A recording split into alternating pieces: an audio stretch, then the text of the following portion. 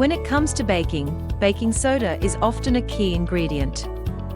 In order to ensure you are getting a delicious cookie, it is important to get just the right amount to guarantee a tasty final product.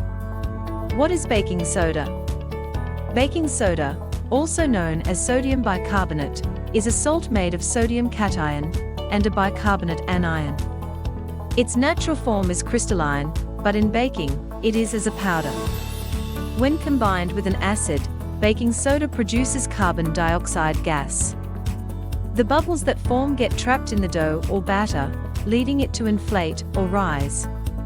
Most commonly, acids such as cream of tartar, buttermilk, yogurt, vinegar, brown sugar, cocoa powder, honey, and lemon juice cause the reaction. In addition, baking soda will also produce gas from the heat by decomposition.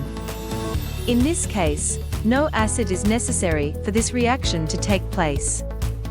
The only thing needed for the reaction to happen is a temperature above 176 degrees Fahrenheit. Baking soda versus baking powder. Baking powder contains baking soda and acid and only needs liquid to activate. Though baking soda and baking powder are similar, they do different things in baking. They are both leavening agents. Baking soda is generally only used with acidic ingredients to activate. What baking soda does in cookies. In cookies, baking soda works to spread the dough by raising the mixture's pH, which in return slows protein coagulation.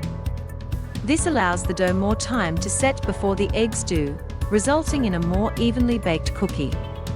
Too much baking soda in cookies. Baking soda is about 3 times stronger than baking powder.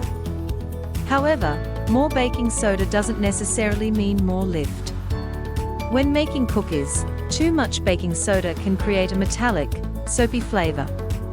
In cookies, too much baking soda will give them too much air, causing almost a cake-like texture. They won't have the classic chewy texture that cookies have. The importance of using fresh baking soda when baking.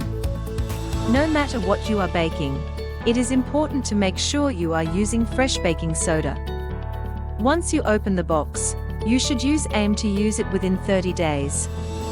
This will ensure that the baking soda will properly work in your recipe.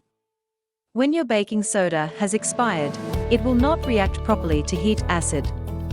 This will result in your baked goods not rising properly, leading to them falling flat. How to test if baking soda is still good. To test if your baking soda is still good or not, pour 3 tablespoons of white distilled vinegar into a small bowl. Next, add a half teaspoon of baking soda to the bowl and lightly stir it together. If the mixture begins to rapidly bubble, then it is still good. If not, throw it out. If you like this video, don't forget to like and subscribe.